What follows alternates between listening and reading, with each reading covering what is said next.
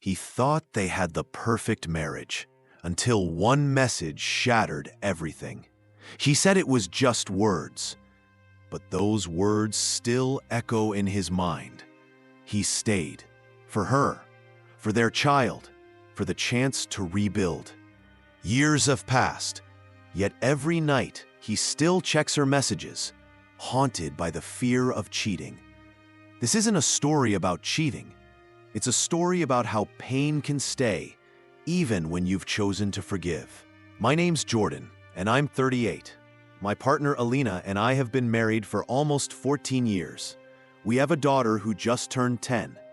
From the outside, people always assumed we had the dream relationship. Best friends, great communication, laughter that echoed through our apartment even after a decade. We worked hard for what we had. Careers that gave us purpose. A child that gave us everything else. And just last year, we made a bold move. We left our home in Toronto and relocated to Spain, Madrid specifically, for better opportunities and a change of pace. Life felt stable, fulfilled, safe, but nothing is ever that simple. About 5 years into our marriage, we decided to try for a baby. It didn't go as planned. Months turned into years.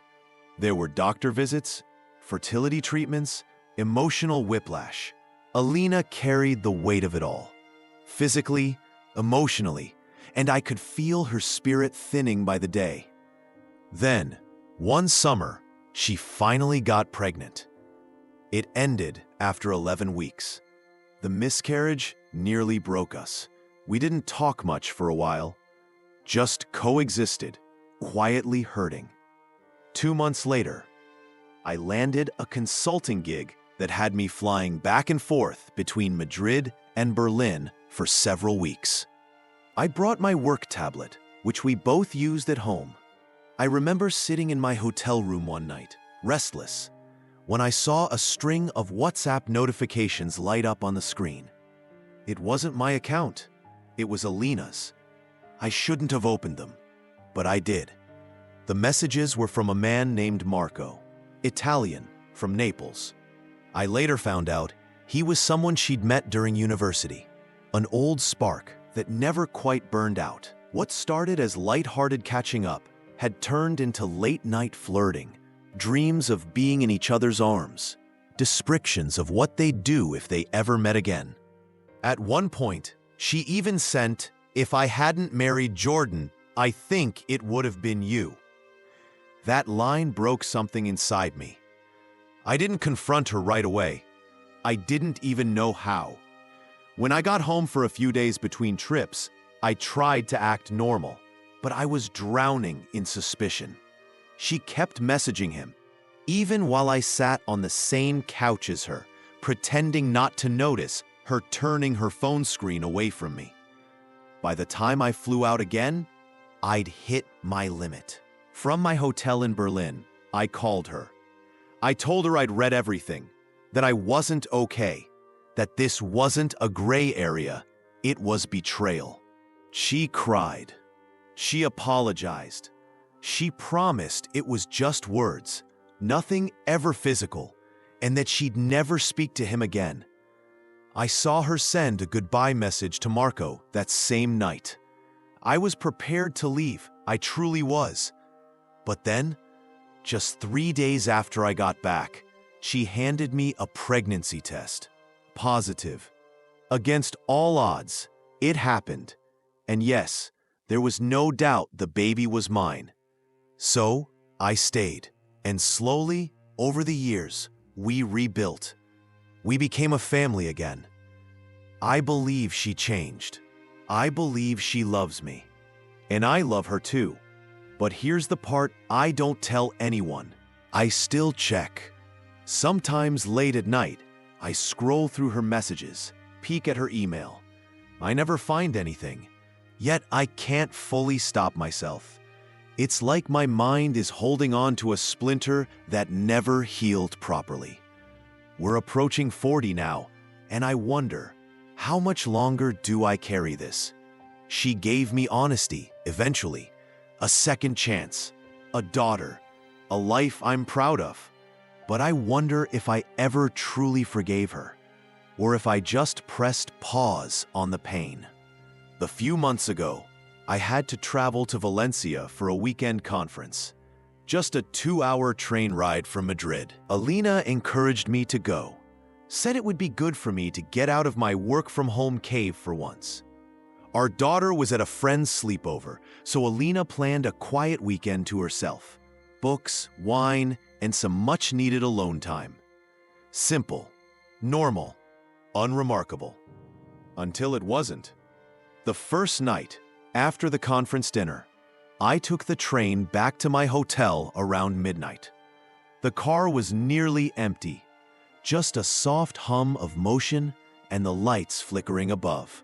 I should have gone to sleep, but instead, I opened my phone, and I did what I promised myself I'd stop doing.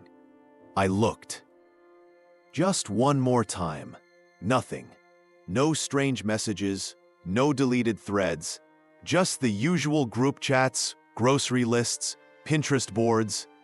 But I couldn't shake the weight in my chest. It wasn't about finding anything anymore. It was about still needing to look. That was the part that scared me. The next morning, I sat through an entire workshop about emotional intelligence in leadership, trying not to laugh at the irony. I led a team of 40 people back in Madrid. I was respected, organized, trusted. And yet, in my own marriage, I still felt like a man waiting for the other shoe to drop. On the train ride back home Sunday evening, I stared out at the Spanish countryside and realized something that chilled me. I hadn't looked at my wife the same way in years. Not because of how she'd changed, but because of how I had. I stopped seeing her as just Alina, my partner, my love, and started seeing her through the lens of what she almost did, who she almost became.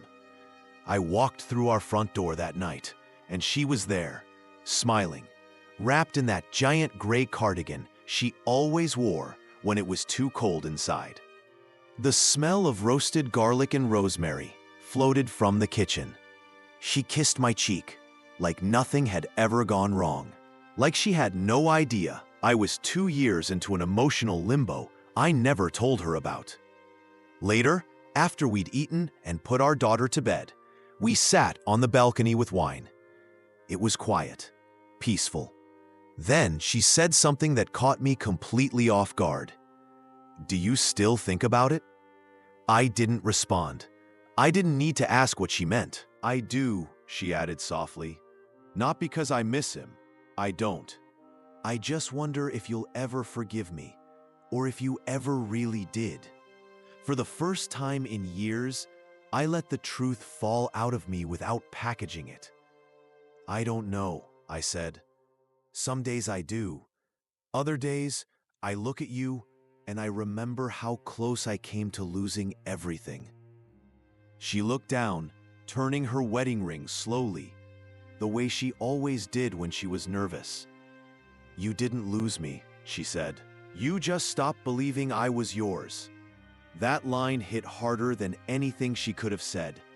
It wasn't about Marco anymore, or the messages, or that old betrayal. It was about the space we never truly filled back in. The crack in the foundation we kept decorating over instead of repairing. That night, we talked until 3 a.m. For the first time in years, really talked. About guilt, about trust, about the version of us we lost, and the one we still might be able to build again. It didn't fix everything. Healing doesn't work like that. But for the first time since that moment on the train, I didn't feel the need to check. I just held her hand, and this time, I didn't let go. Months have passed since that night on the balcony. We didn't magically become new people. We still have rough days. There are still moments when shadows from the past drift into the room uninvited. But something's changed.